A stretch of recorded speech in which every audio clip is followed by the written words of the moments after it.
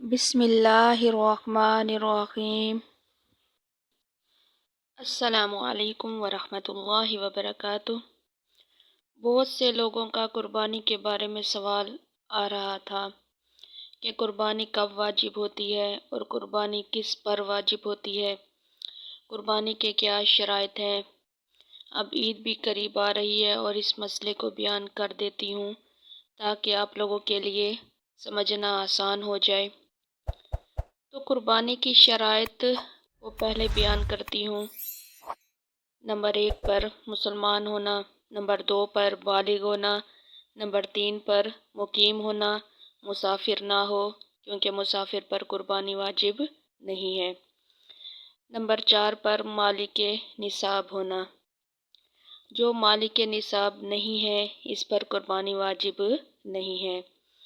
آسان لفظوں میں بیان کرتی ہوں کہ ہر اس مسلمان مرد عورت پر قربانی کرنا واجب ہے جو بالغ ہے، مقیم ہے، مسافر نہیں ہے اور مالک نصاب ہے۔ اگر ایسا شخص قربانی نہیں کرتا جس پر قربانی واجب ہے تو وہ شخص گناہ گار ہے۔ ٹھیک ہے، اب نصاب کی بات کو سمجھیں کہ مالک نصاب کیا ہے۔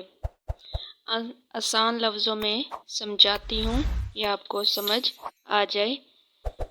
مطلب یہ ہے کہ کتنا سونا ہو، کتنی چاندی ہو، ٹھیک ہے، کتنے پیسے موجود ہوں تو قربانی واجب ہے۔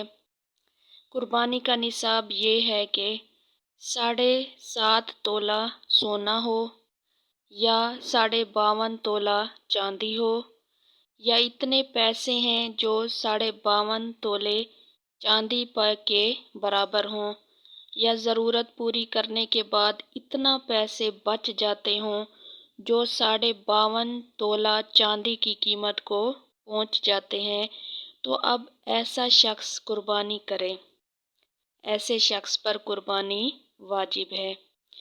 مزید میں آسان کر کے بات کو سمجھاتی ہوں۔ اگر آپ کے پاس تھوڑا سا سونا ہے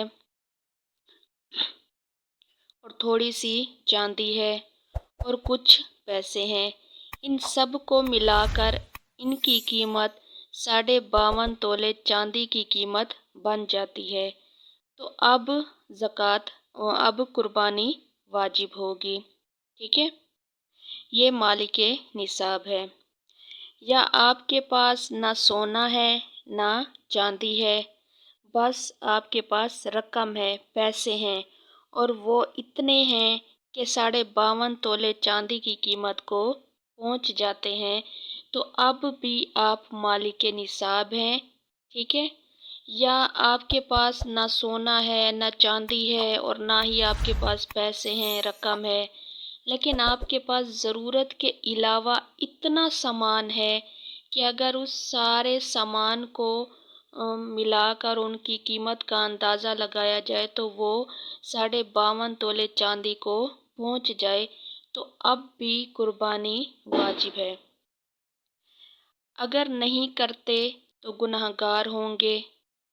ہاں، اگر کوئی ایسا شخص ہے جس کے پاس ان میں سے کچھ نہیں، وہ مالک نصاب نہیں ہے، تو اب یہ شخص قربانی کرنا چاہتا ہے تو کر سکتا ہے، لیکن ایسے شخص پر قربانی واجب نہیں ہے جس کے پاس نہ تو سونا ہے نہ چاندی ہے اور نہ ہی ضرورت کے علاوہ مال ہے، سامان ہے۔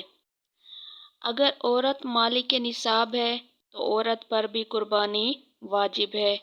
ایسا نہیں ہے کہ صرف مرد پر بھی قربانی واجب ہے، نہیں، بلکہ اگر عورت پر یہ ساری چیزیں، ساری شرائط پائی جاتی ہیں تو عورت پر بھی قربانی واجب ہوگی۔ امید ہے میری بات آپ کو سمجھ آ گئی ہوگی۔ مزید اگر کوئی بات آپ کو سمجھ نہیں آئی تو آپ مجھ سے پوچھ سکتے ہیں۔ ٹھیک ہے، چینل کو سبسکرائب کر دیں اور بیل آئیکن کو بھی پریس کر دیں تاکہ اسی طرح میری مسئلے کی ویڈیو آپ کو بآسانی مل سکے۔ جزاک اللہ۔